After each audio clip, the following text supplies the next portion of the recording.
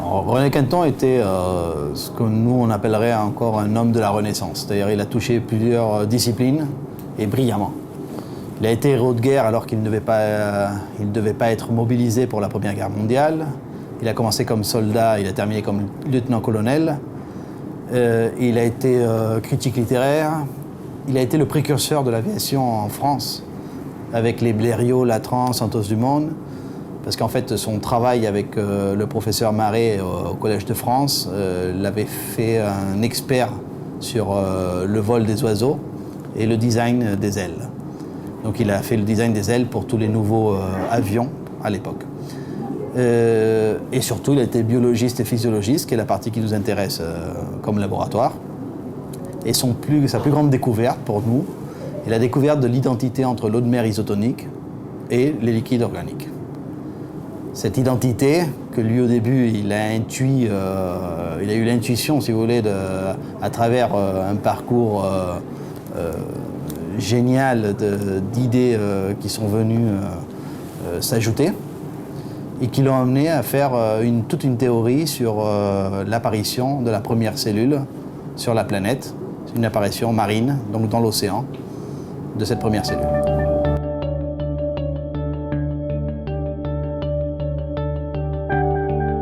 Tout commence dans le canal de la Manche. Dans le canal de la Manche, il y a une grande concentration de phytoplancton. L'importance du phytoplancton est grande car c'est à travers le phytoplancton que les minéraux inorganiques se transforment en organiques, c'est-à-dire totalement biodisponibles pour les organismes supérieurs. Donc il faut aller pomper l'eau de mer juste en dessous des couches de phytoplancton qui seront riches en éléments biodisponibles. On pompe dans le canal de la Manche pour une deuxième raison, c'est l'aspect des marées, parce qu'il y aura un grand mouvement qui va dynamiser les eaux du canal de la Manche. Donc on pompe l'eau au canal de la Manche. Il y a déjà une filtration qui est faite in situ sur le bateau à une Mécron. Ensuite, nous amenons du canal de la Manche, de Saint-Malo exactement, jusqu'en Espagne par camion frigorifique des containers d'eau de mer, de 1000 litres. Et une fois que l'eau de mer arrive au laboratoire, nous filtrons à nouveau à 1 micra et ensuite à 0,22 micra pour faire le produit. Il y a une chaîne du froid à respecter. C'est pour ça qu'on maintient toujours l'eau en matière première entre 4 et 6 degrés. Et ensuite, une fois que l'eau de mer est dans l'ampoule, totalement stérile, on peut maintenir une autre température, une température ambiante, parce qu'en fait, ça y est, l'ampoule est totalement scellée, et donc il n'y aura pas de contamination, il n'y aura pas de manipulation physique, chimique ou électromagnétique de cette eau de mer.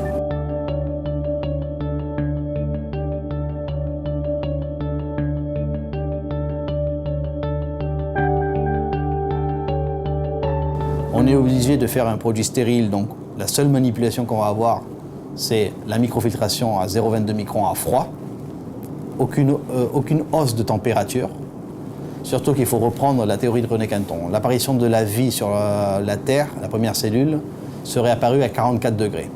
44 degrés est le seuil de la brûlure chez l'être humain. C'est aussi le seuil de l'activation de certaines protéines. À partir de 44 degrés, elles sont complètement détruites. Et aussi, à partir de 44 degrés, il a été démontré que l'eau chauffée à partir de cette température produit des radicaux hydroxyle et hydrogène en excès. Donc négatif dans ce cas-là pour l'être humain. Donc il y a vraiment une relation entre la température et cette apparition de la vie. Donc à aucun moment du processus de fabrication, il faut élever l'eau de mer à plus de 40 degrés. Réellement à plus de la température ambiante.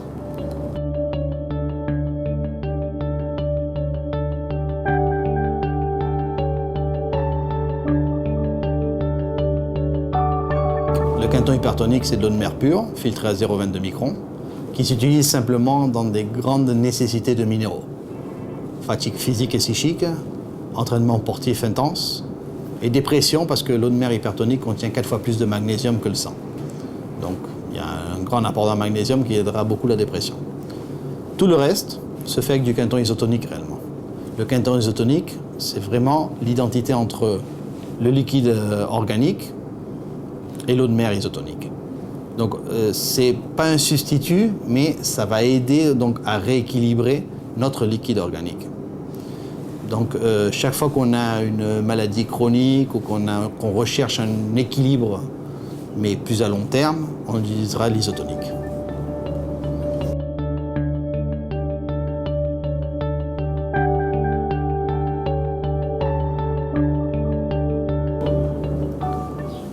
Alors historiquement, le plasma de Quinton a été utilisé en injectable comme sérum-fi, c'est-à-dire toute déshydratation des bébés, choléra infantile, atrepsie, gastro-entérite, entérite aiguë, toxicose.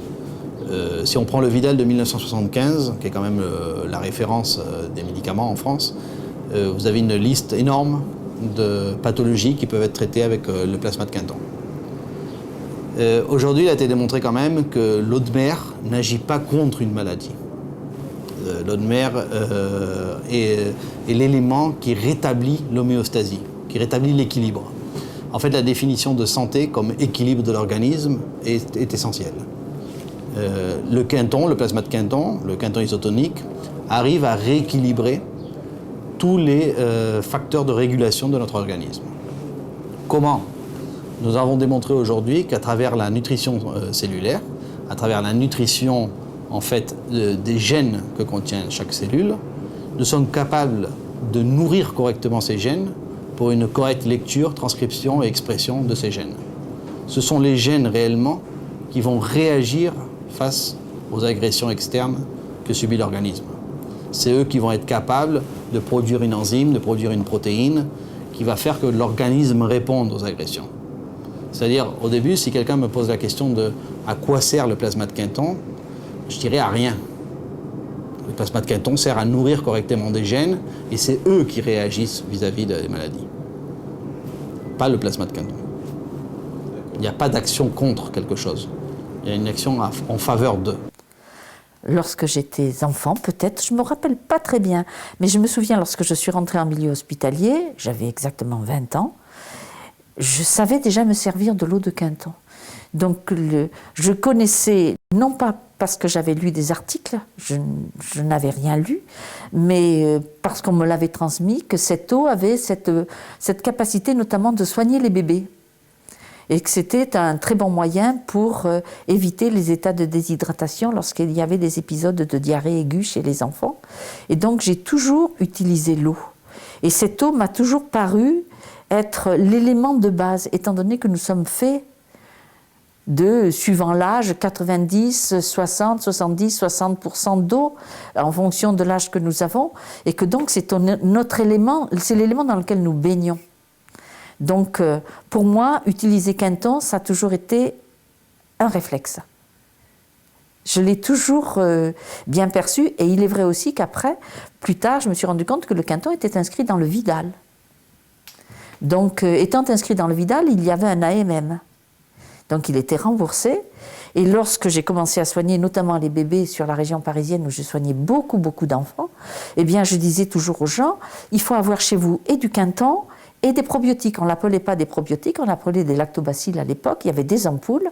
Et je disais, c'est un élément de base. Ça, du Quinton et un tout petit peu d'aspirine où je le faisais diluer très peu. Je disais aux gens, si vous ne savez rien faire, quoi faire au départ, vous avez déjà ça. Donc, ça permettait à chaque famille d'avoir une autonomie. Et ça permettait d'avoir moins peur. Donc, l'eau, pour moi, c'est primordial.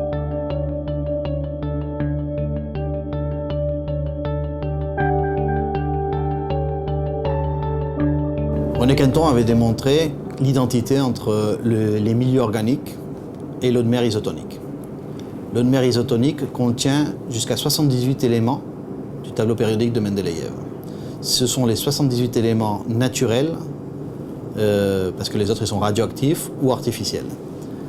Nous avons démontré avec des analyses de l'université d'Alicante la présence de ces 78 éléments. René Quinton avait déjà avait l'intuition qu'il devait y avoir tous les éléments, mais il avait pu démontrer que la présence de 22 éléments, 22 ou 25, je ne me souviens plus exactement.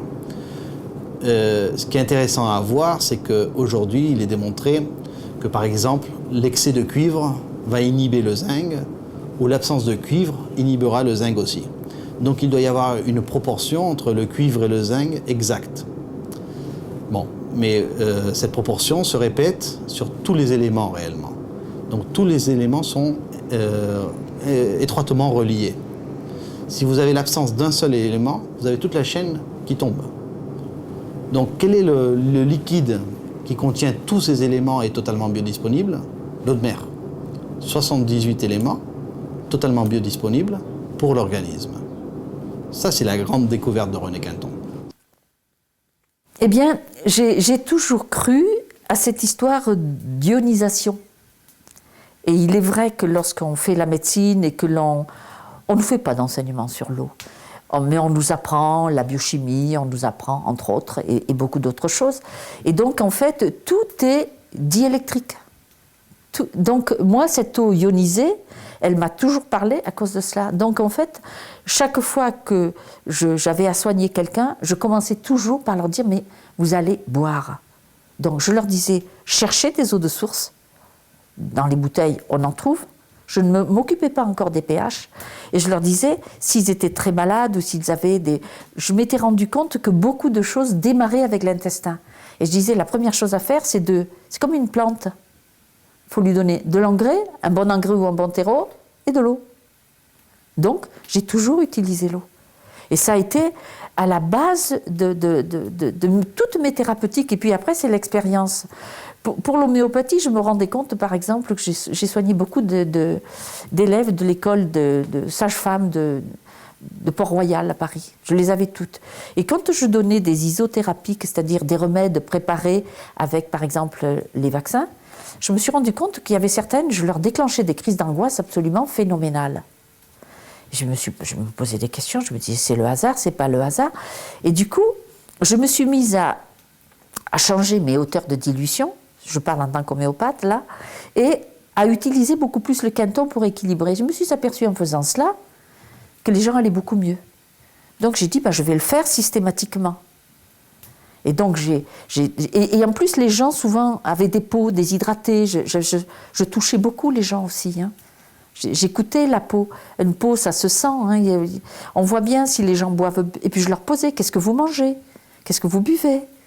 C'est quand même... c'est vraiment l'huile que l'on met dans le moteur, hein, ou l'essence que l'on met dans le moteur. Donc à partir de là, je me rendais compte qu'il y avait des gens qui ne buvaient pas, ou qui buvaient très mal. Et moi, l'eau du robinet, je me disais, c'est quand même pas de l'eau de source. Et donc j'avais tendance, et après c'est l'expérience, c'est la répétition des expériences qui ont fait que, après j'ai soigné des gens, notamment toutes les diarrhées, tous les problèmes intestinaux. Je me suis rendu compte que chaque fois que j'utilisais cette eau de Quinton et que j'utilisais ces lactobacilles ou ces probiotiques, j'avais dans le temps des améliorations au point de vue santé qui étaient considérables sur des maladies comme des polyarthrites rhumatoïdes ou même des douleurs rhumatismales. Et je me suis dit, mais ça démarre de l'intestin. Et l'intestin, d'abord, il faut qu'il y ait de l'eau. Et d'ailleurs, en médecine chinoise, on dit toujours qu'avant de manger, il faut hydrater l'estomac. Il faut mettre de l'eau. Donc voilà, l'eau, c'est à la fois une partie instinctive, la façon dont j'ai été élevée, certainement, et puis, au fur et à mesure, la mise en place des connaissances. Voilà, je pense que c'est comme ça que, pour moi, l'histoire de l'eau a démarré. Et après, l'eau de Quinton, c'est l'expérience. Vraiment, les gens étaient très fatigués, il suffisait de donner du Quinton hypertonique pendant quelques temps, et on les rééquilibrait. Je savais que le Quinton contenait beaucoup de magnésium. J'ai traité beaucoup d'états dépressifs. Je me suis rendu compte, par exemple, qu'en faisant des injections de magnésium, avec du magnésium intraveineux, en faisant faire des injections, une ou deux, des fois je faisais sortir les gens d'un état dépressif, mais très très rapidement. C'est l'expérience après. Je m'appuyais sur des connaissances des anciens en lisant des façons de faire des anciens, notamment des anciens homéopathes, les premiers homéopathes. Et c'était des gens qui avaient le sens de l'observation, de l'écoute,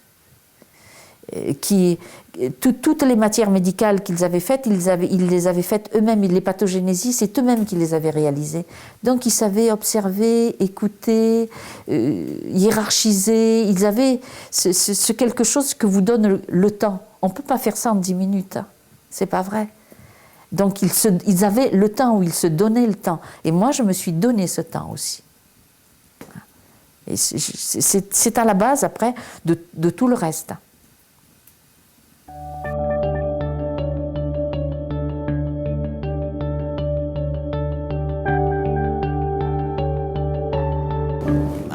Bon, par exemple, on a toutes les pathologies ORL.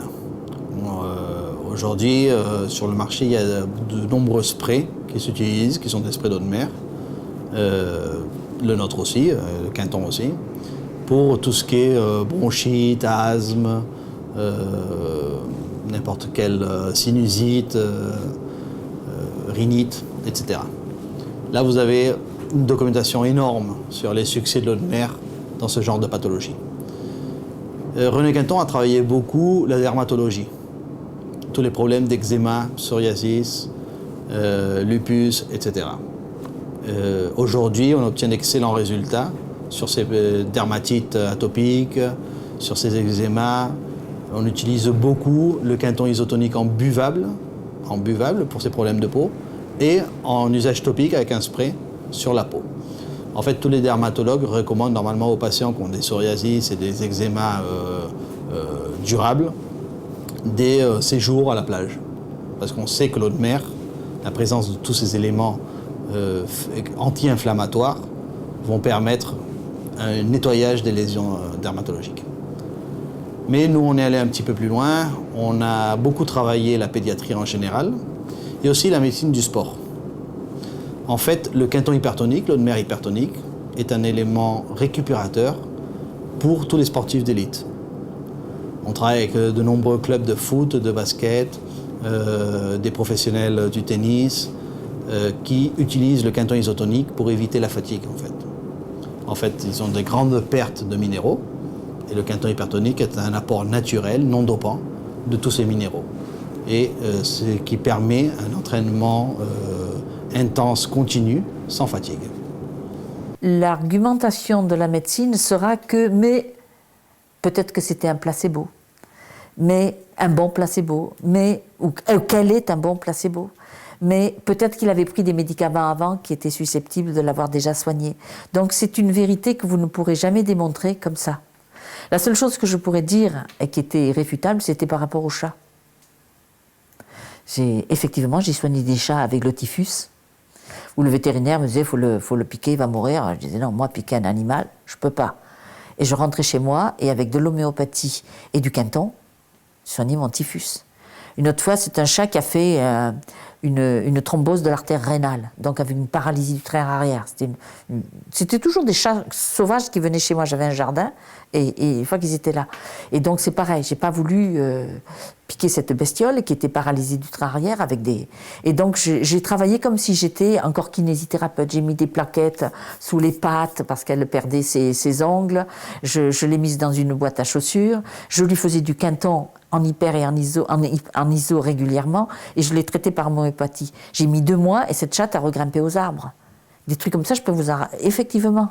Après, c'est sûr que je me suis dit, mais si ça marche pour les animaux, peut-être que je peux aider les gens. Donc j'ai fait. Mais vous citez des cas précis, sans avoir les dossiers. Tous mes dossiers, je les ai donnés. Non, je ne le ferai pas. Parce que ça n'est pas une preuve. Ça ne serait pas une preuve.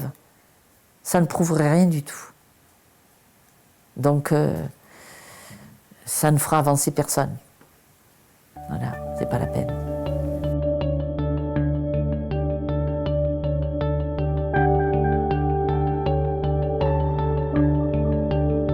En fait, nous, en 1996, quand on a racheté le laboratoire, notre idée était de redevenir un médicament. Il ne faut pas oublier que le plasma de Quinton a été médicament en France jusqu'en 1993. Remboursé par la Sécurité sociale française jusqu'en 1982. Simplement, le laboratoire à l'époque n'avait pas les moyens et n'a pas renouvelé ses AMM. L'ancien propriétaire avait décidé en fait de devenir un complément alimentaire. Nous, lorsque nous avons installé le laboratoire en Espagne, nous avons voulu installer un laboratoire pharmaceutique d'abord, et ensuite le grand objectif du laboratoire est de redevenir un médicament injectable sur le Quinton isotonique, l'ancien plasma de Quinton. Donc on a eu plusieurs On a eu plusieurs problèmes réellement pour faire du protocole originel de René Quinton un protocole pharmaceutique.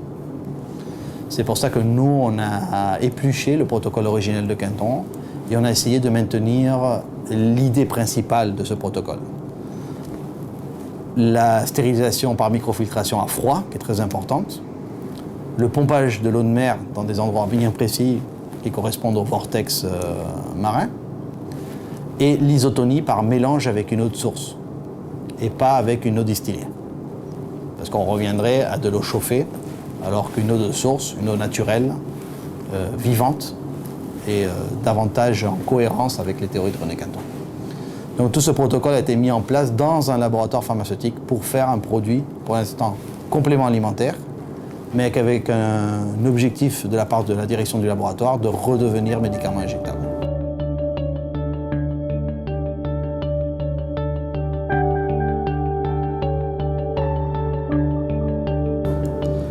Nous avons repris les expériences de René Quinton, d'Alexis Carrel et d'Ivo Pitangui sur le maintien de certaines cellules, tissus et organes dans de l'eau de mer. René Quinton a fait des expériences sur les leucocytes de sang humain, parce que le leucocyte est la cellule blanche la plus sensible de notre organisme. Elle ne survit pas dans un liquide artificiel, 1 heure ou 2 heures maximum, alors que dans de l'eau de mer isotonique, elle peut survivre plusieurs heures et même des jours. Le docteur Ivo Pitangui au Brésil, qui est le numéro 1 en chirurgie esthétique du monde, fait des cultures de peau dans de l'eau de mer isotonique. Et ensuite, Alexis Carrel a été très connu, quand même prix Nobel de médecine en 1912, très connu par ses travaux avec un liquide inconnu. Il a fait maintenir des cœurs de cobayes sans nécrose, vivants, plus de 90 jours. Nous avons proposé ces 3 expériences à l'Université d'Alicante, de les reprendre et de réellement démontrer l'efficacité de l'eau de mer vis-à-vis des sérums et des produits utilisés, des liquides utilisés dans le maintien de tissus et la transplantation d'organes, par exemple, pour conserver les organes. Nous sommes encore sur la première phase des travaux, mais les premiers résultats sont très concluants. Il y a quand même une grande amélioration du maintien des cellules blanches sur de l'eau de mer isotonique que sur les RPMI, qui est l'expression qu'on utilise sur les sérums Phi pour faire la culture de cellules. Donc nous sommes au premier stade de ces expériences sur les cellules. Le deuxième stade que nous allons mettre en marche maintenant, c'est la culture de peau dans de l'eau de mer isotonique. Et ensuite, on passera à la conservation des organes. Donc nous pensons que dans quelques années, nous aurons un produit à base d'eau de mer pour conserver les organes.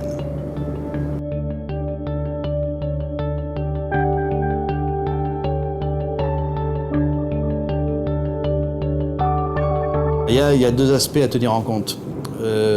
D'une part, l'aspect comme laboratoire pharmaceutique, toutes les normes de qualité sont appliquées sur l'eau de mer. Donc forcément, une eau de mer avec des hydrocarbures ou une eau de mer avec des pesticides serait rejetée automatiquement aux premières analyses que nous réalisons. Ce qui nous a lancé un petit peu sur les études de régénération de l'eau de mer, c'était justement de trouver la meilleure eau de mer, d'abord. Et on est arrivé à la conclusion que l'eau de mer a une puissance de régénérescence incroyable.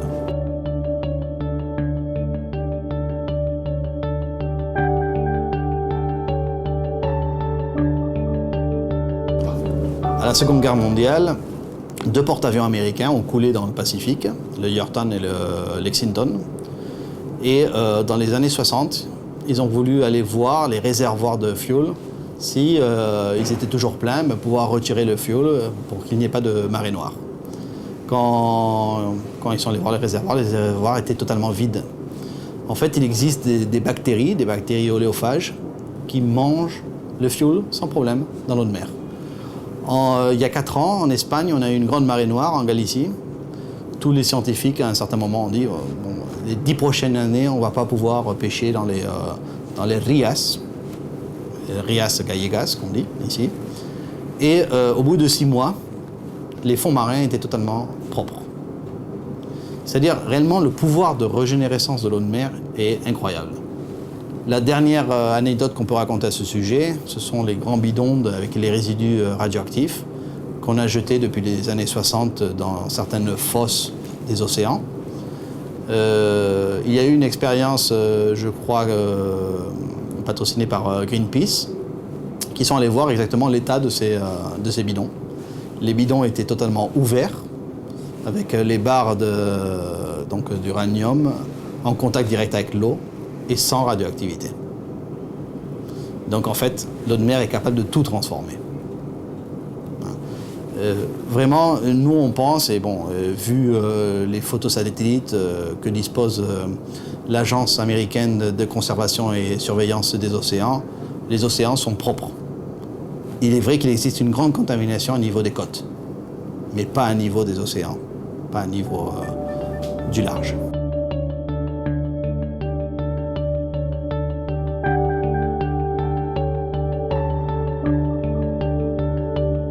Ce qui est intéressant, c'est qu'il y a un journaliste en 1921, je ne sais plus exactement si c'est 21-25, journaliste de l'Intransigeant, un journal parisien, qui avait fait une phrase excellente qui était « Louis Pasteur nous a apporté une conception de la maladie, René Quinton nous apporte une conception de la santé. » La partie donc du positivisme, et qui est en fait une approche tout à fait différente de la maladie et de la santé.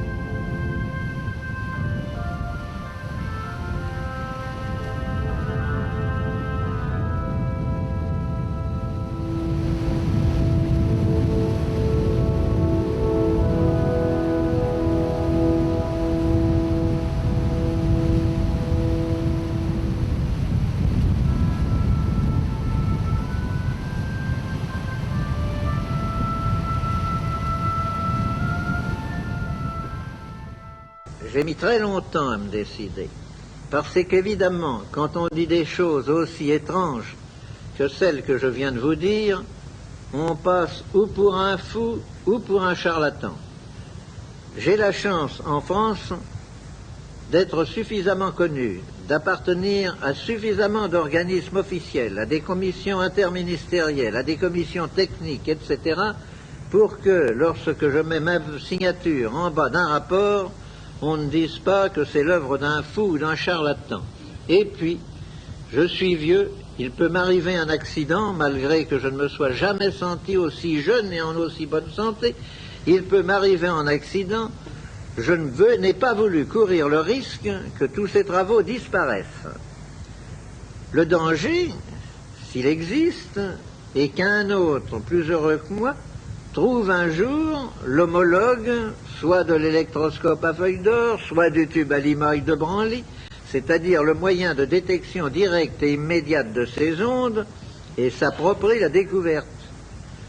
Eh bien, mon Dieu, je vous dirais que je ne le redoute pas. Actuellement, où nous en sommes, si cette chose arrive à s'imposer, c'est un tel bouleversement dans l'humanité, car jusqu'à présent, nous n'avons pas découvert avec ça le moyen de tuer les hommes, figurez-vous. Nous n'avons trouvé que le moyen de les guérir.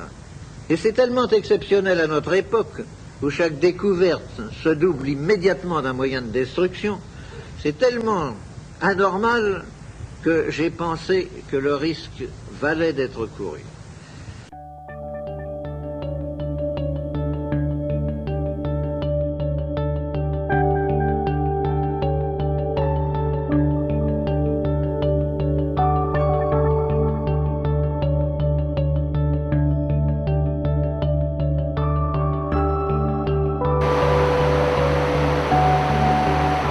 Mesdames, Mesdemoiselles, Messieurs, je veux d'abord faire une petite rectification. Si j'ai été un des éléments principaux de la découverte dont je vais vous entretenir, je n'en ai pas été le seul artisan. Cette découverte a pris naissance lors des travaux qu'à la section scientifique de l'armée, à laquelle j'avais l'honneur d'appartenir, nous nous livrions avant la dernière guerre et où j'avais l'honneur d'être le collègue de grands savants comme René Barthélemy, l'homme à qui nous devons le radar et la télévision, à des polytechniciens comme Christian Beau et Rabu, à des médecins presque universellement connus comme le médecin général Morel, et c'est l'association de tous ces grands esprits à la recherche de quelque chose de nouveau qui a conduit à cette découverte. Évidemment, je m'y suis attelé, j'ai travaillé, et petit à petit, nous l'avons vu sortir des limbes. Elle apparaissait tellement extraordinaire qu'un jour, le grand René Barthélemy disait à ses collègues à l'Institut: « Je me demande si nous ne nous trouvons pas en présence de la plus grande invention du siècle. » La dynamisation est surtout connue effectivement par Marcel Violet, qui est le premier à avoir conçu des dynamiseurs au début des années 1940. En fait, c'était la continuité de travaux déjà préexistants, notamment de Lakowski en ce qui concerne l'oscillation cellulaire, et puis donc d'autres personnes qui dans les années 30, comme Bignan, avaient aussi mis des procédés de traitement et de soins des gens par des ondes et des émetteurs de fréquences et d'ondes. Donc Marcel Violet, lui, ayant connaissance de ces travaux-là, a repris en route ce que d'autres avaient commencé, et il a avec des collègues à lui, ils ont commencé à concevoir ce qu'on a appelé le bio-oscillateur Marcel Violet.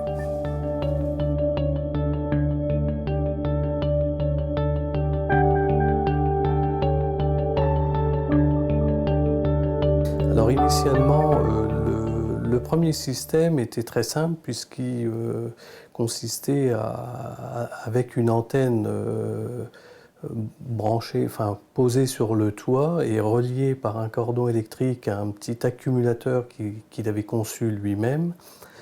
Il emmagasinait l'énergie captée par cette antenne.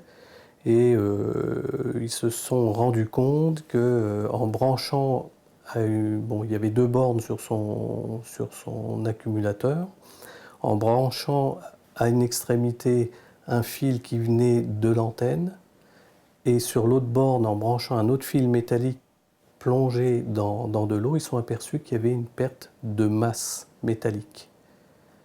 Donc ils ont déjà commencé à se rendre compte qu'il se passait quelque chose.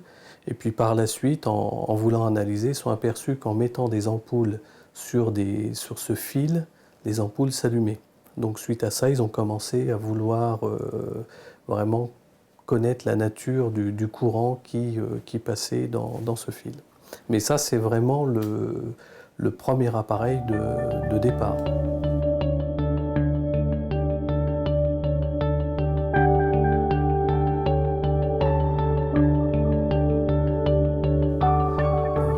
Qu'en posant à chaque fois une ampoule, les ampoules s'allumaient à chaque fois.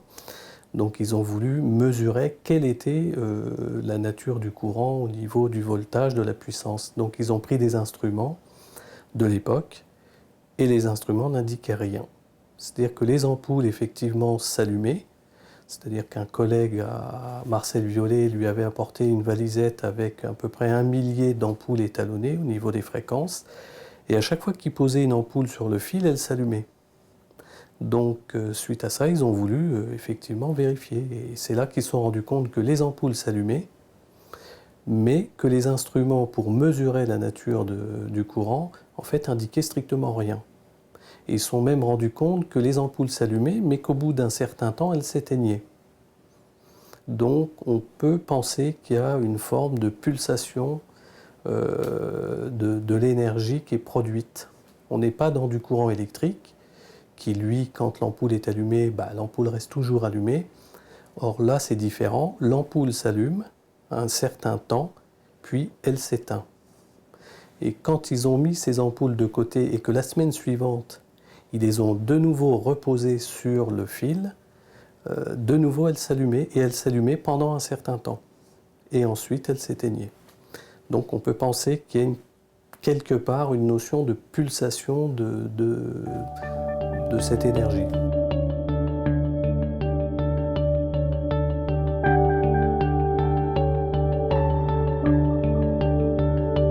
Il reprend l'exemple effectivement de l'eau d'orage, car lorsqu'il pleut et qu'en plus il y a un orage, cette eau est chargée en énergie.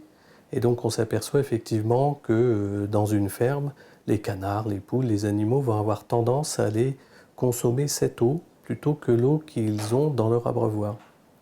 Ce qui signifie que cette eau a forcément une force vitale qu'elle n'a plus quand elle est dans un abreuvoir et qu'elle stagne. Donc ce qu'il s'est rendu compte, c'est qu'il a plus ou moins reproduit cette eau de pluie, qui est très dynamisante puisqu'elle est chargée probablement en énergie cosmique ou énergie ambiante en fait. 6 des derniers mois de sa vie, a essayé de trouver le détecteur de la 4e famille. Et il ne l'a pas trouvé et il n'est pas encore trouvé.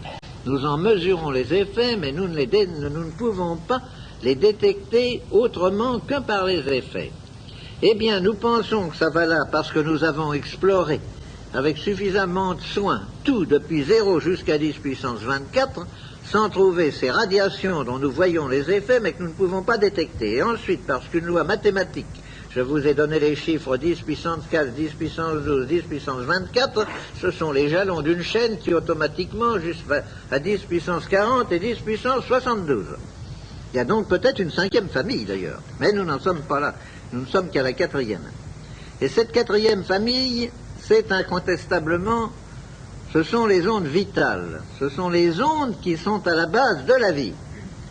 Vous me direz, c'est très joli de proférer une semblable affirmation. Est-ce que vous pouvez le démontrer? Eh bien oui, justement, c'est que nous l'avons démontré en laboratoire.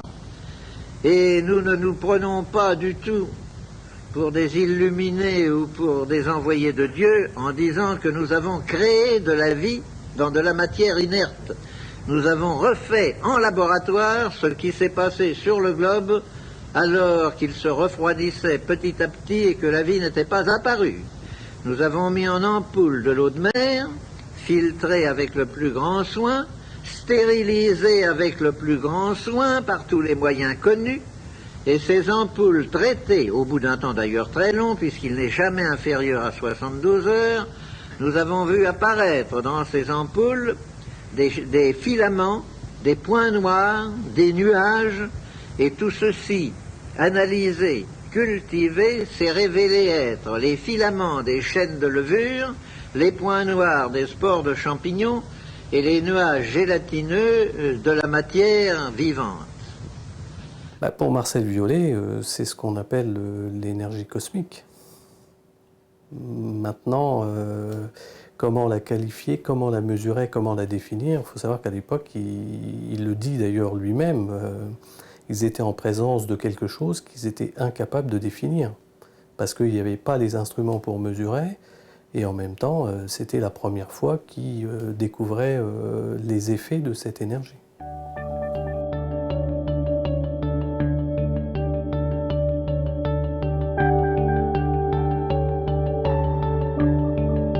L'action des métaux, c'est autre chose, car il le dit lui-même. Ce qui est important finalement dans la dynamisation de l'eau, c'est les ondes biologiques, ces ondes qui se situent entre 10 puissance 24 et 10 puissance 40, qui d'ailleurs sont captées par l'odorat. Ces ondes-là, en fait, pour lui, c'est ce qui est majeur dans les phénomènes observés, aussi bien végétal, animal que humain. En ce qui concerne les métaux, c'est surtout un apport directif, en fait. C'est-à-dire qu'en dynamisant avec un métal, on va agir, on souhaite avoir une action définie et précise en fonction de la nature du métal. Donc là, il y a plus un aspect thérapeutique. Mais initialement, c'est quand même les ondes biologiques qui sont fondamentales au niveau de la dynamisation et de l'absorption de cette eau.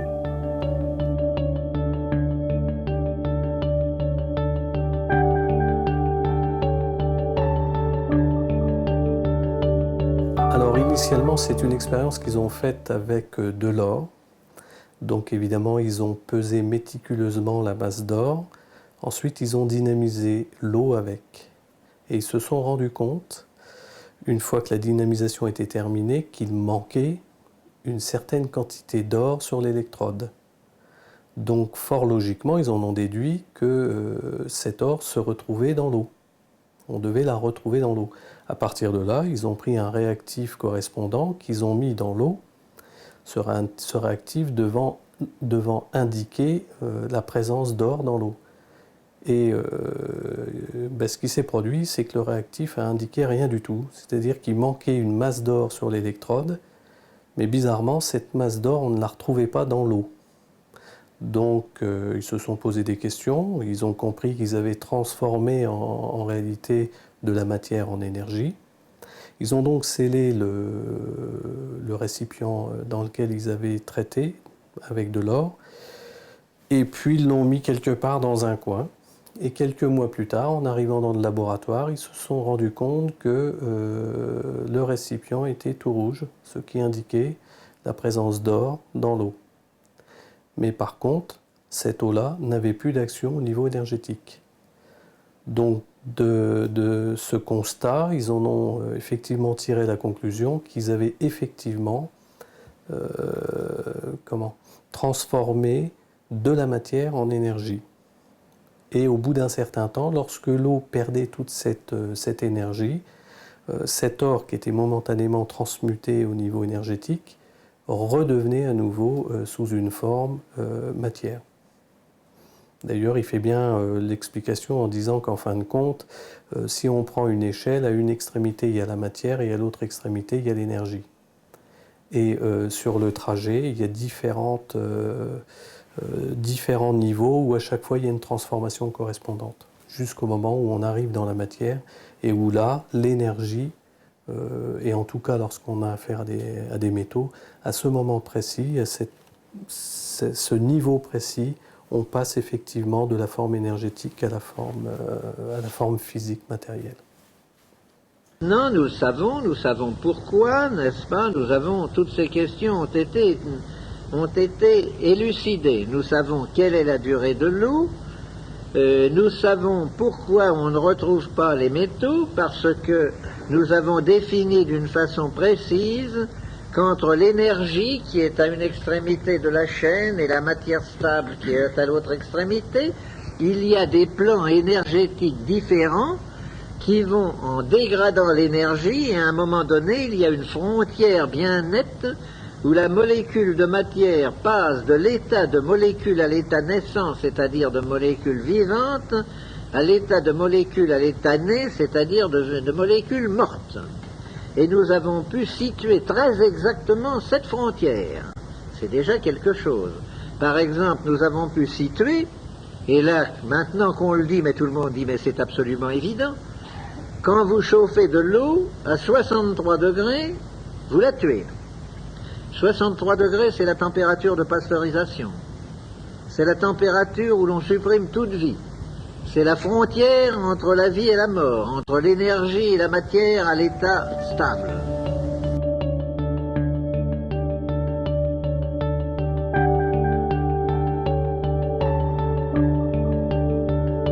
Alors les essais, il y a eu de très nombreux essais qui ont été faits, notamment au niveau effectivement végétal, animal et humain. Les premiers ont été faits sur des animaux, sur des rats de laboratoire. Et l'une des premières observations qui était très intéressante, c'est lorsqu'ils ont injecté à des rats de laboratoire un poison mortel dont effectivement l'animal ne peut pas résister, c'est-à-dire qu'il succombe. Et sur le groupe qui consommait de l'eau dynamisée, le poison ne fait pas d'effet, c'est-à-dire que l'animal va créer un kyste pour emprisonner le poison. Et ce poison étant mis à l'écart du principe vital de l'organisme, finit avec le temps, au bout de 3 mois, par perdre sa virulence et mourir. Et 3 mois plus tard, le kyste disparaît. Donc à partir de là, ils ont commencé à entrevoir l'intérêt de cette eau dynamisée. Donc ensuite, des essais ont été faits sur des plants de pommes de terre. C'est des essais les plus frappants parce que c'est des choses qui sortent de l'ordinaire en fait. Donc sur les pommes de terre, ils ont dynamisé des plants de pommes de terre, évidemment toujours avec des groupes témoins, et ils sont aperçus que les pommes de terre dynamisées déjà donnaient beaucoup plus de rendement. Vous savez que quand on plante des pommes de terre, si vous en gardez de votre récolte pour les planter, vous aurez une deuxième récolte plus mauvaise que la première. Et si l'on insiste, c'est une catastrophe. Or, voilà l'essai que nous avons fait. Nous l'avons fait à ma ferme et nous l'avons fait au Centre national de recherche de la pomme de terre à l'Institut de Saint-Germain-Chambourcy. Je vous cite différentes choses un peu en désordre parce que je ne sais pas trop comment les organiser. Vous savez d'abord que pour qu'une pomme de terre germe, il faut que le sujet qui a donné naissance à cette pomme de terre ait au moins 3 mois pleins en terre. À moins de 90 jours, une pomme de terre que vous remettez en terre ne germe pas, elle pourrit. Les pommes de terre traitées par nous, ou provenant de pommes de terre traitées par nous, germe à 55% à 75 jours. C'est déjà quelque chose d'énorme. Nous avons donc planté ensemble des pommes du plan neuf de Hollande et à côté du plan neuf traité par nous. La récolte a été très sensiblement meilleure dans le plan traité par nous. Nous nous y attendions, c'était très bien. Mais nous avons dit, nous allons les replanter pour voir un petit peu ce qui va se passer. Oh, vous allez avoir bien moins bien. Nous les avons replantés, après avoir retraité la récolte, bien entendu. Nous avons eu 6% en tonnage de plus que du plan neuf à nouveau. C'était déjà bien.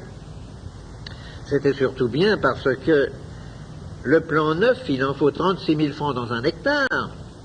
Tandis que le morceau de récolte que vous représentez ne représente que 6 000 francs. C'est donc déjà très intéressant.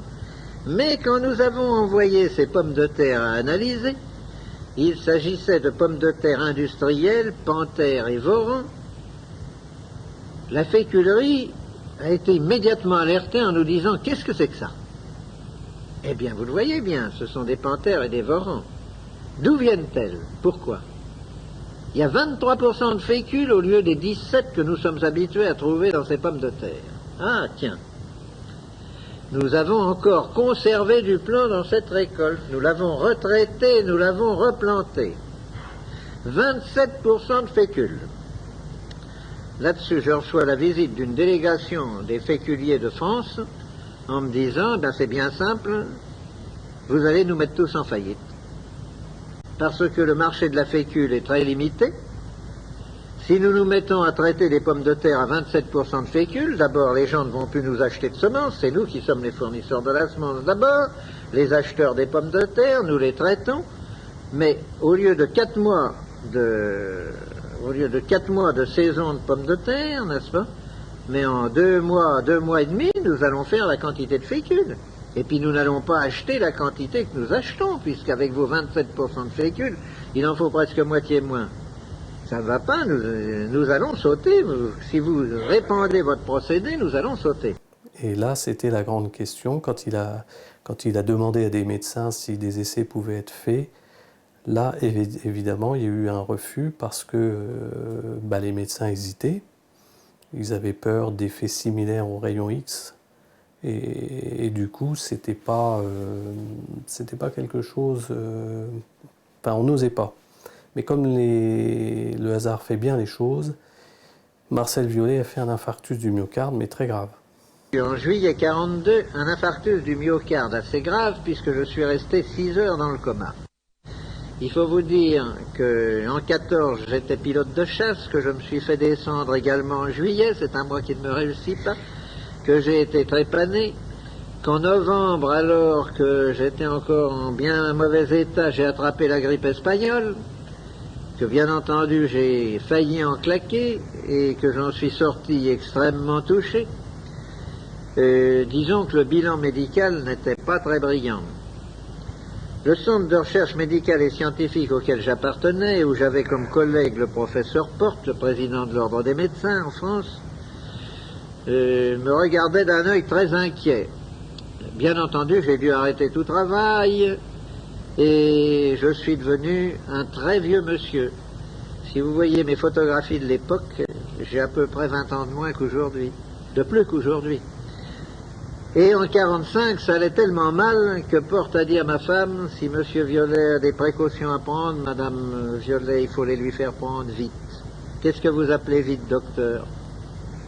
2 mois, peut-être 3. Or, à l'époque, j'avais déjà constaté que cette eau avait une action indiscutablement tonique sur les organismes vivants, mais quand j'ai parlé à des médecins de faire des essais, ils ont levé les bras au ciel, en me disant « Ouh, pensez-vous que nous allons utiliser ça? Vous nous dites vous-même que vous êtes à des fréquences au-delà des rayons X. Or, vous savez ce qu'ont donné les séquelles des rayons X, n'est-ce pas?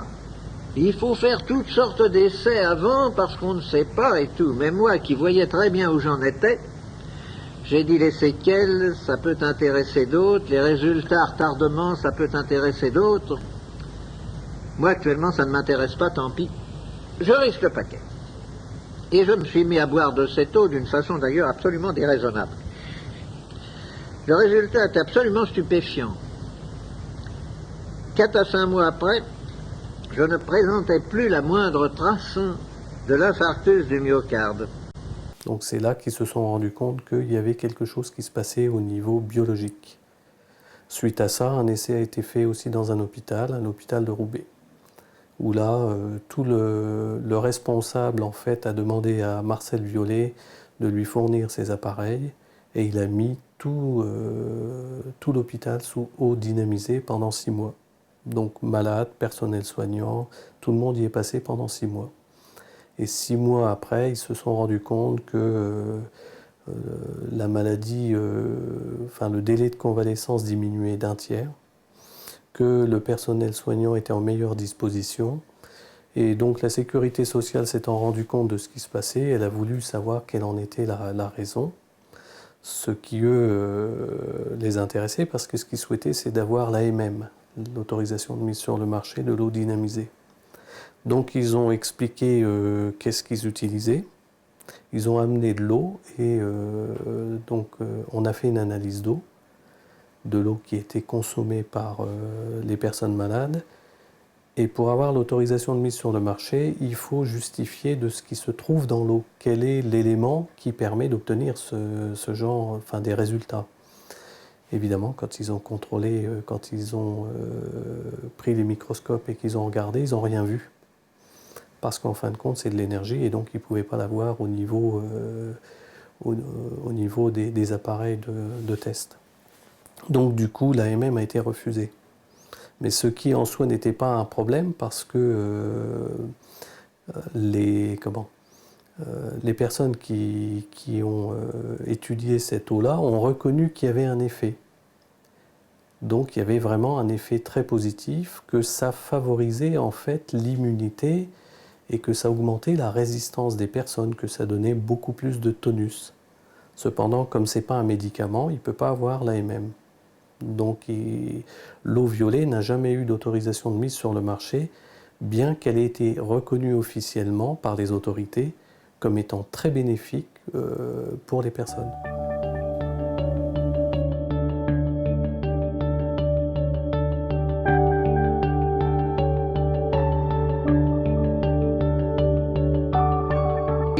malgré les déductions qui s'imposent. Donc, pour qu'il y ait maladie au sens médical du mot, il faut deux choses, et la maladie est un produit de ces deux facteurs. Il faut une attaque définie, n'est-ce pas? Et il faut un terrain qui permette à cette attaque définie de s'installer. S'il n'y a pas le terrain apte à laisser l'attaque se développer, elle est condamnée à l'échec. Il y a donc des individus qui ne peuvent pas tomber malades. Et j'ai la prétention maintenant d'être un de ces individus. Déjà, le corps humain est composé pratiquement au même pourcentage d'eau que notre planète. Donc déjà, ça signifie quand même bien que l'eau est le facteur le plus important au niveau de la santé. Ensuite, quand on s'informe et qu'on commence à lire des ouvrages qui traitent de l'eau et qu'on commence à étudier un peu des personnes comme Louis-Claude Vincent, on a déjà des critères importants qui déterminent en fait la qualité d'une eau et surtout la qualité idéale pour la santé. Et donc on s'aperçoit que Louis-Claude Vincent a défini 3 facteurs, le pH, l'oxydoréduction et la résistivité. Il les a définis avec des critères très précis. Et quand on arrive déjà à avoir une eau qui se rapproche de ces critères-là, on est déjà bien orienté. Ensuite, il y a les systèmes pour filtrer l'eau, puisque la majorité des gens boivent les eaux soit de leur concession chez eux, soit ils achètent des eaux en bouteilles minérales ou des eaux de source. Bon, on sait simplement que les eaux de source, certaines eaux de source sont beaucoup trop minéralisées et le corps n'assimile pas ces minéraux inorganiques. De par sa nature, seules les plantes ont la possibilité d'assimiler les minéraux inorganiques pour les transformer par photosynthèse afin que ces minéraux soient assimilables par les organismes animaux et humains. Donc, on ne peut pas, nous, assimiler directement des cailloux dissous dans l'eau. Donc l'eau la plus adaptée pour la santé, c'est l'eau faiblement minéralisée. Or, il existe sur le marché des systèmes de filtration comme l'osmose inverse, que moi-même j'utilise, et sont des systèmes qui vont éliminer 90% de tous les contaminants de l'eau et qui vont restituer une eau faiblement minéralisée. Et ensuite, évidemment, en tant que fabricant, j'utilise le dynamiseur d'eau Olidine pour dynamiser cette eau, pour lui donner un plus supplémentaire qu'un osmoseur ne peut pas lui donner. Car l'osmose, ça sert à filtrer l'eau, mais ça ne sert pas à réénergétiser l'eau. Donc avec le dynamiseur Olidine, je vais obtenir la même chose que ce que faisait Violet, avec le biooscillateur Violet. C'est-à-dire qu'en dynamisant, je vais générer des ondes biologiques, aussi des ions négatifs, qui sont des ions d'hydrogène négatifs. Et puis après, si j'ai un problème particulier, je vais pouvoir effectivement dynamiser un métal en fonction d'un problème donné. Et ce métal, je l'aurai sous une forme qui n'est pas vraiment une forme ionique, malgré qu'on emploie le terme ionique. C'est plutôt la longueur d'onde du métal qui est communiquée à l'eau. Donc on est dans un oligo-élément qui est vraiment à l'état naissant.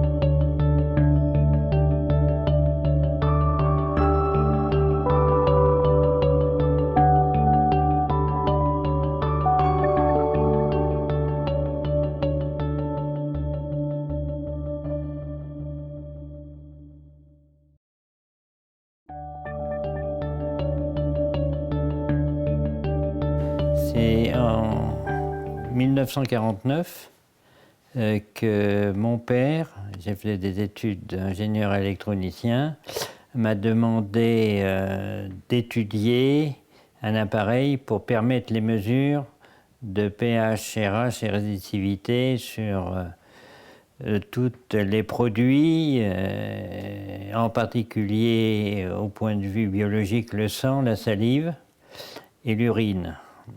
Alors cet appareil, on l'a mis au point, et je l'ai mis au point, et en 1952, mon père m'a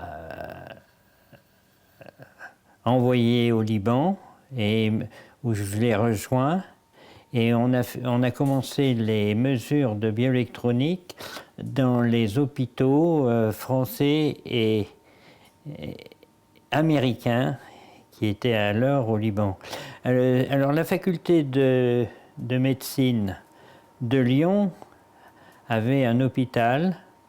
D'ailleurs, cet hôpital était géré directement par la faculté de médecine de Lyon, et l'hôpital américain était tout à fait indépendant. Lui était géré par les Américains avec des fonds privés. Alors on a fait des mesures.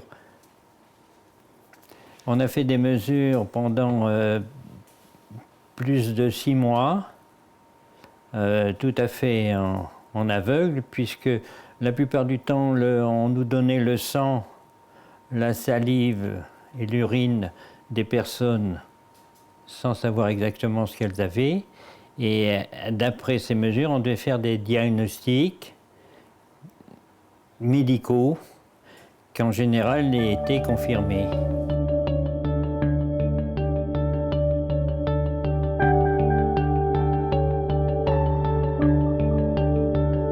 Ce qui l'a amené un peu à la bioélectronique, c'est que là, il s'était aperçu qu'il y avait une correspondance entre la santé des gens et l'eau qui était distribuée dans les villes ou les villages.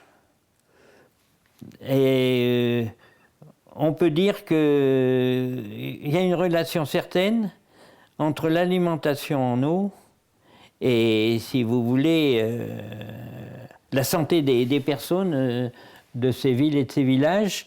Et ce qu'il y avait en plus, il fallait que cette eau soit recueillie par un système d'assainissement pour pouvoir, parce que vous aviez dans beaucoup de villes, si vous mettiez un service d'eau, vous aviez souvent les gens qui utilisaient l'eau à tort et à travers, elle circulait dans les rues et tout, ce qui a emmené dans certains cas des pollutions indirectes.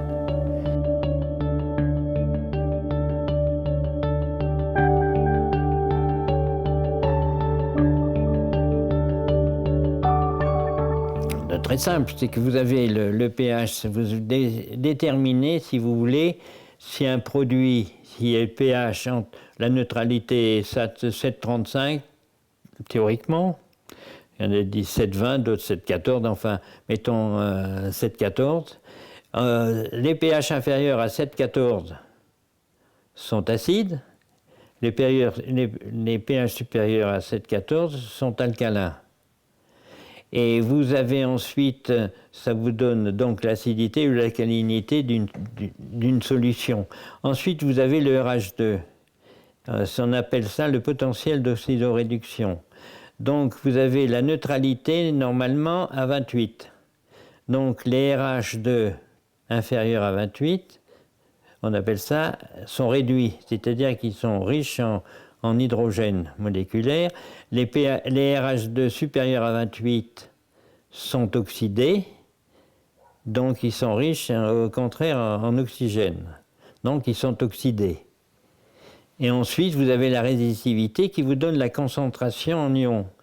Donc évidemment, il faut, pour que ces mesures soient valables, il faut que ça soit des solutions où il y ait du liquide dedans. Si vous prenez un sel sec et tout, ces mesures ne peuvent pas être... Il faut que ça soit des solutions hydriques. Donc vous avez la concentration en ions, vous avez donc elle s'exprime en ohms, en principe.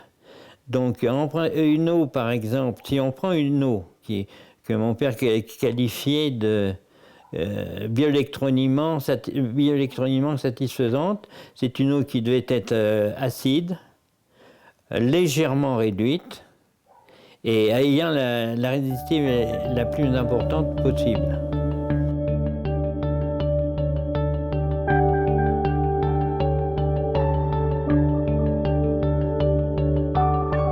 Quand on fait des analyses bioélectroniques, ça vous permet d'abord, il y a à la base, mon père disait 75% de nos maladies, ça vient de l'eau. Parce que c'est vrai qu'on est composé à 80% d'eau. Donc si vous, déjà au départ, vous avez une alimentation qui est déficiente, ça intervient pour votre santé. Alors évidemment, vous avez les aliments également. Si vous avez des aliments qui sont mauvais au point de vue bioélectronique, vous avez tout ce qui est des aliments qui sont, vous avez des aliments qui sont, comment dirais-je, alcalins oxydés, ça ne peut pas favoriser votre santé. Donc il y a des mesures à faire. D'ailleurs, il y a quelqu'un, vous avez entendu parler, le docteur Brécy, qui avait... Non, vous ne connaissez pas ? Il avait fait un livre comme ça, il avait fait un livre sur les mesures bioélectroniques. Il avait un appareil et il avait fait une étude intéressante sur tout un tas de produits. Mais même, vous prenez simplement le pain. Vous prenez entre un pain, par exemple, biologique et un pain courant du commerce, la levure n'est pas la même, souvent c'est des levures chimiques, etc. Donc, vous avez des mesures, vous avez certains pains, ils sont mauvais pour la santé, en prenant que le pain. Vous prenez par exemple les fruits ou les légumes. Moi j'ai vu des salades avec des chiffres aberrants, parce que la salade avait été traitée avec des pesticides, et alcalins et oxydés. Hein. Et vous avez aussi par exemple tous les agrumes et tout, vous avez qu'à voir le nombre de traitements qu'ils font.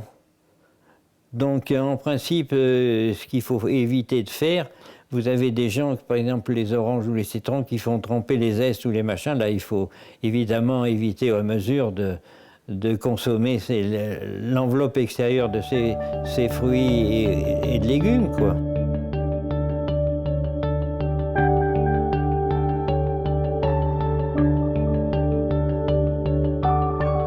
Un certain nombre de personnes qui se plaignent de maux d'estomac, et alors qu'ils croient que c'est une hyperacidité de cet organe qui provoque les maux ou les ulcères. Et en réalité, on s'est aperçu que c'est le contraire qui se passe, c'est que l'estomac devient alcalin, ou tout au moins une partie de l'estomac devient alcalin, puisque vous avez la bile qui peut remonter dans l'estomac, et à ce moment-là, ce n'est pas un plâtras alcalin qui simplement, pour le moment, atténue la douleur, mais il faut donner à l'estomac une boisson acide, c'est-à-dire souvent un jus de citron ou alors de l'eau vinaigrée, qui permet de retrouver à l'estomac de retrouver son acidité normale, puisque le pH de l'estomac normalement se tient aux alentours de 2, puisque c'est pratiquement de l'acide chlorhydrique. Hein, et puisque cette acidité du bol alimentaire ensuite est neutralisée à la sortie par l'apport de bile. Donc vous avez là, si vous voulez, la neutralisation de l'acidité par la bile qui est apportée. Et c'est pas la bile qui doit remonter dans l'estomac et qui l'agresse à ce moment-là, puisqu'il perd son acidité.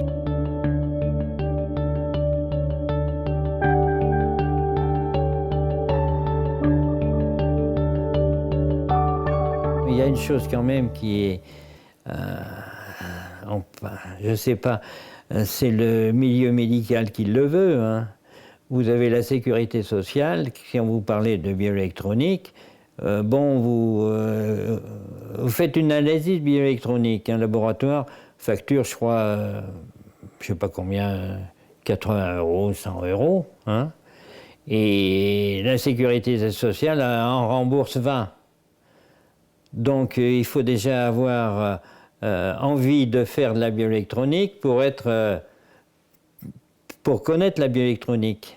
Et je vous dis, ce qui handicape la bioélectronique, c'est que vous ne pouvez pas, le médecin ne peut pas faire d'analyse, puisque c'est un laboratoire théoriquement qui le fait. Ou alors il faut que ce soit un médecin vraiment libre, et puis qu'il y ait un laboratoire avec lui, avec une infirmière, pour faire les prises de sang, pour faire les mesures, etc. Donc la difficulté est là. Donc si vous prenez déjà, au point de vue prix, vous êtes mal remboursé, et puis vous avez un délai entre le moment où vous faites la mesure, l'interprétation par le médecin, etc. Parce que si vous prenez par exemple simplement le programme bioélectronique, vous avez vos mesures. Le programme vous donne le facteur global, la vitalité, l'âge que vous avez. Et si vous avez 40 ans et puis que le bioélectronique vous donne 80, là, il y a quelque chose de normal.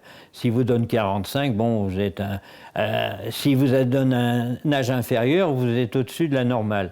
Comprenez? Vous avez une interprétation à faire.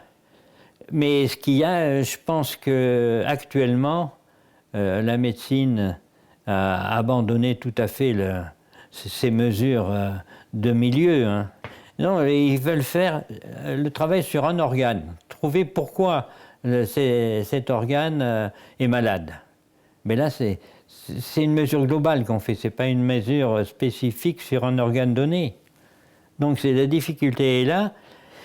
Et si vous regardez actuellement, ben, vous avez un tas de... bon, vous faites une analyse de sang chez un patient qui est malade, sans savoir exactement quel est l'organe qui est déficient. Ensuite, ils vont vous faire passer des radios. Ensuite, maintenant, c'est le scanner. Hein? Ils appellent ça la tomographie, bon, le scanner. Et puis après, vous rien trouverez au scanner, c'est la résonance magnétique, l'IRM plutôt, l'imagerie en résonance magnétique. Donc, remarquez, c'est très coûteux. Mais ça vous permet de voir l'organe qui est malade. Voilà. Donc c'est assez difficile de mettre en opposition, si vous voulez. Non, ce qu'il y a, la bioélectronique est intéressant pour les personnes qui, si vous voulez, sont en bonne santé, qui voudraient connaître si ça évolue de manière normale. Mais en général, c'est les gens qui sont malades qui vont faire les analyses. Et à ce moment-là, vous êtes dans l'engrenage de la sécurité sociale. Je vous dis, les analyses classiques de sang, d'urine, et puis après les analyses plus profondes. Voilà le système actuel.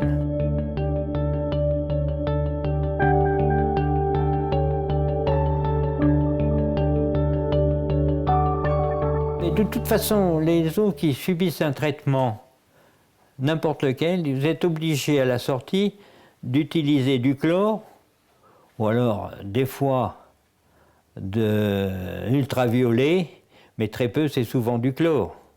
Donc vous savez très bien que le chlore, c'est alcalin et oxydé, et puis vous avez le goût qui reste. Donc c'est plus une eau de boisson, c'est une eau morte.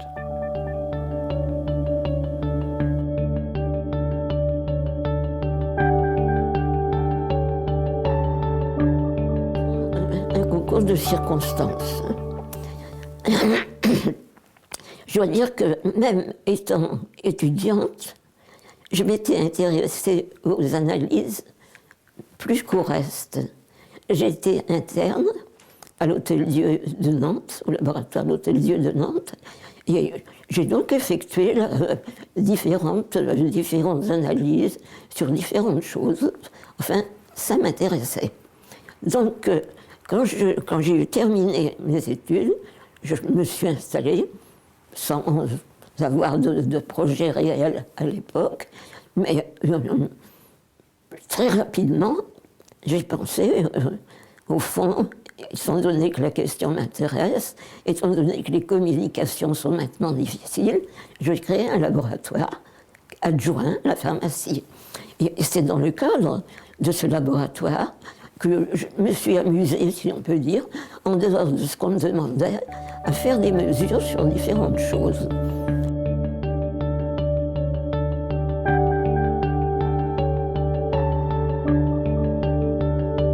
Un représentant des eaux volviques qui me vante la qualité d'eau très pure, tirée des rochers du Massif central. Enfin, très bien, il me dit, ça a été étudié par un ingénieur, Louis-Claude Vincent.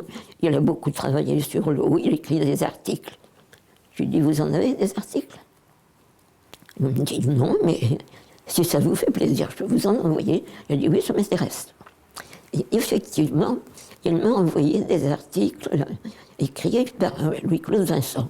Quand j'ai lu les articles de Vincent, j'ai dit, celui-ci, il y a une technique qui dépasse ce que j'ai eu entre les mains, mais à propos de l'eau, on dit exactement la même chose. Et j'ai écrit à Vincent. Alors, il faut vous dire que Vincent lui-même a eu passablement de problèmes. Il a été lui aussi attaqué un peu de tous les côtés parce qu'il n'était pas comme tout le monde. Donc Vincent reçoit une lettre où quelqu'un ne le contredisait pas. Il s'est dit, il faut y voir clair. Il m'a téléphoné. Il est venu à Nantes, je l'ai reçu dans le bureau de la pharmacie. Et on a parlé longtemps. Puis finalement, il me dit, écoutez, je vais vous demander un service. Je vais vous mettre un appareil entre les mains. Il ne vous coûtera rien. Vous ferez ce que vous voudrez avec. Mais quand vous aurez une opinion, il faudra me dire la vérité. Ça vaut quelque chose, ou je donne un coup de pied dedans. Il n'y a jamais eu de coup de pied dans l'appareil.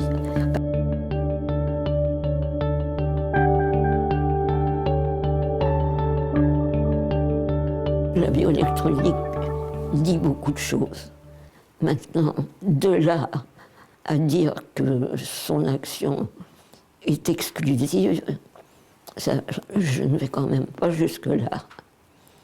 Je pense que le maintien de ce pouvoir rotatoire, si l'association en avait la possibilité, et si quelqu'un en avait aussi le temps, parce qu'il y a une question de temps aussi qui se pose de disponibilité, bien, il serait intéressant, à mon avis, de lui adjoindre la polarimétrie pour voir justement les caractères d'une même eau prise à un état stagnant et prise à un état vivant, si on peut dire.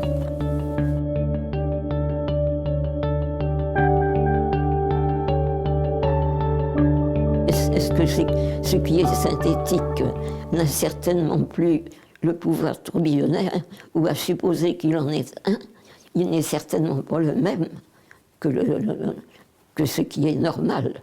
Il y a certainement une différence, certainement. Et cet usage des eaux, de services d'eau, c'est considéré comme très bien, comme très sain, parce que c'est très surveillé officiellement. Est-ce que ça ne joue pas un rôle?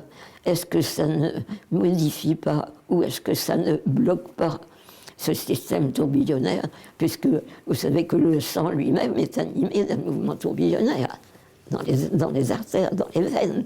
Alors, si c'est bloqué, on parle beaucoup actuellement de phénomène de déshydratation, mais est-ce que l'eau modifiée a la possibilité de se fixer sur les tissus vivants comme une eau normale? Moi, j'en suis pas sûr du tout. Ça peut très bien jouer un rôle dans un certain nombre de maladies. On cherche des causes ailleurs. Est-ce qu'elles ne sont pas là?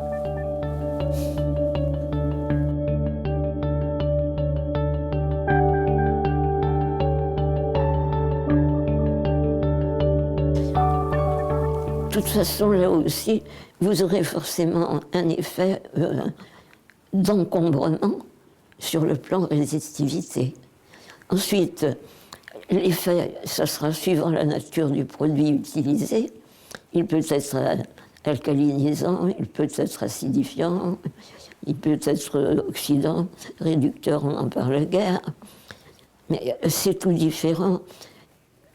Il pourrait exister une médecine par les plantes qui serait certainement beaucoup moins nocive, beaucoup plus facile à supporter. Sinon, là aussi, ça ne fait pas l'affaire de l'industrie chimique. C'est complètement différent. Dans un milieu vivant, vous avez une harmonie de structure, une harmonie des proportions des produits existants que vous ne trouvez pas dans un produit chimique.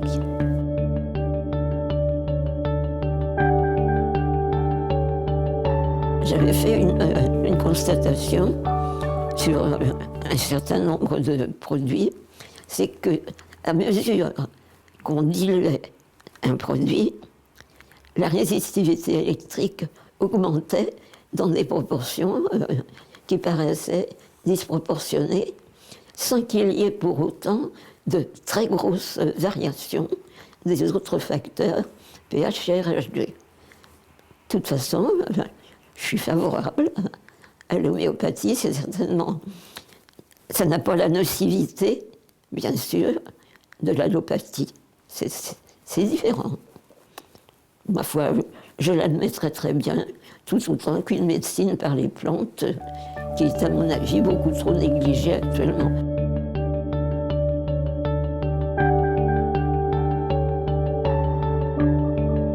Une place essentielle. Une place essentielle.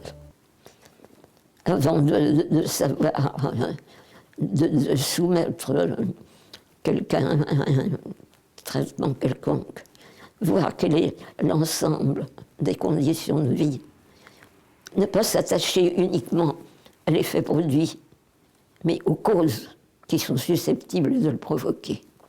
Et ça, c'est trop souvent oublié, je pense. Parce qu'actuellement, les conditions de vie actuelles, c'est dégénéré, qu'il s'agisse des terres, qu'il s'agisse des légumes, des animaux même, qui sont soumis là aussi à des vaccinations intensives, et puis à un régime plus ou moins correct. Tout joue un rôle. Puis il y a aussi l'histoire de l'environnement. Très certainement, téléviseurs, ordinateurs, jeux vidéo, téléphone portable, four à micro-ondes, ce sont des émetteurs. Alors, au fond, on vit dans un milieu perturbé, et tout ce qui est alimentaire, et ce qui est également élément liquide, est perturbé aussi. Comment voulez-vous qu'on se porte bien et que ça dure vraiment? Évidemment, on peut dire on a prolongé la vie, d'accord. On a amélioré les conditions d'hygiène. Pas question de dire le contraire. Mais il y a aussi beaucoup de choses qui vont de travers.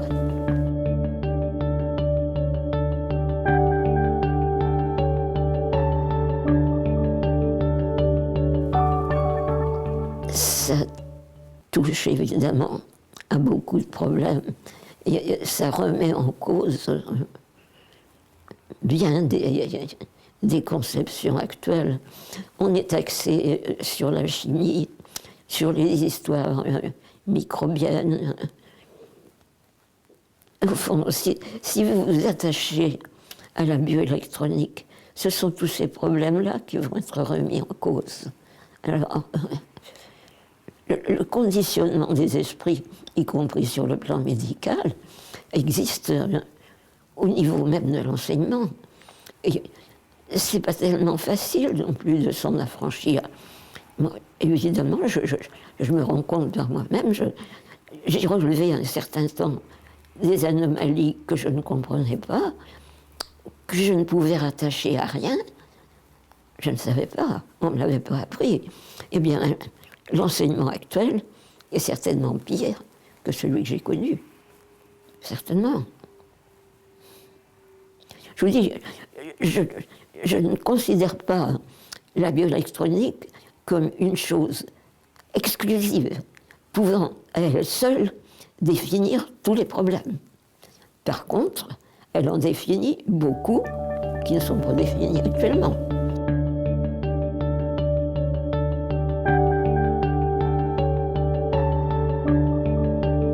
Un humain en bonne santé s'adapte aux variations du milieu extérieur. C'est tout. Tout le problème est là. S'il est incapable de s'adapter, il y a un trouble quelconque quelque part qui prendra progressivement une amplitude, et qui sera peut-être minime au départ, mais prendra une amplitude. On est fait pour s'adapter au milieu dans lequel on vit. Alors, actuellement, on considère qu'on est les maîtres du monde et qu'on peut tout régenter. Il faut voir à quel prix.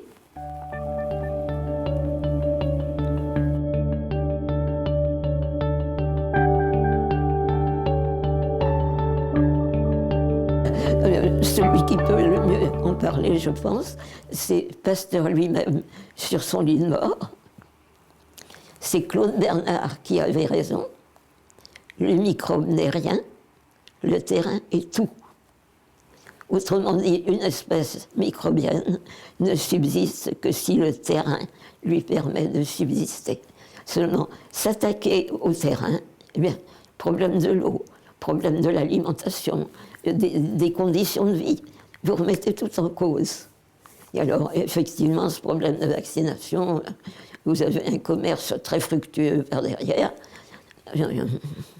On ne tient pas du tout à savoir la vérité. Et on ne tient pas compte des dernières paroles de Pasteur.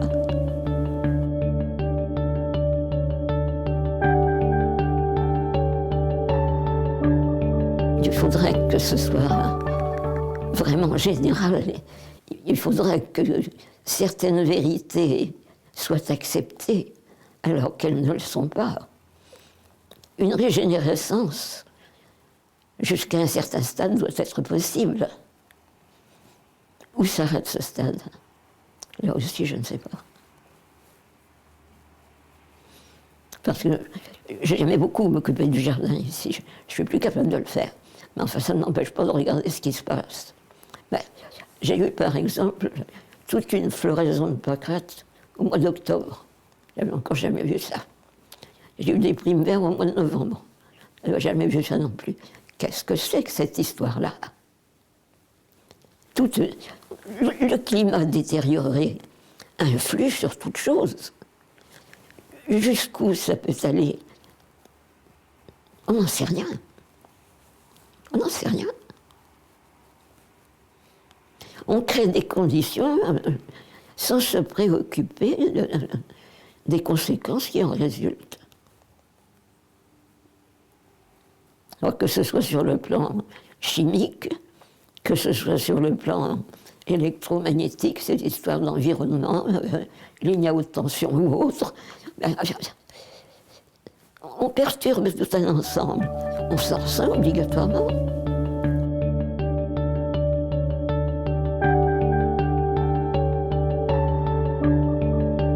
Bien sûr qu'ils sont à prendre en compte. Et c'est une chose dont on ne se soucie guère. J'ai évoqué ces problèmes dans un numéro de Source Vitale qui s'appelle les résonances cosmiques. Vous avez des résonances suivant les heures, des résonances suivant les phases lunaires, qui sont très nettes, des résonances suivant les saisons. Seulement, là aussi, il ne faut pas croire que j'ai inventé tout ça. Il existe des références dont on ne tient absolument pas compte. Le décalage horaire qui nous est imposé est une absurdité. C'est ridicule. Je comprends très bien qu'on ne peut pas, région par région, changer les heures. Mais enfin, 2 heures de décalage, c'est ridicule. Actuellement, il y en a qu'un, bien sûr. Mais bientôt, il y en aura 2. Alors là aussi, ce sont des choses qui ne sont pas prises en considération. Et quant à nous dire que ça provoque des économies, ça reste à prouver. Mais enfin, ces influences sont manifestes. Nous sommes tributaires du milieu dans lequel nous vivons. Et ce milieu, quel qu'il soit, est lui-même tributaire de l'environnement dans lequel il se trouve.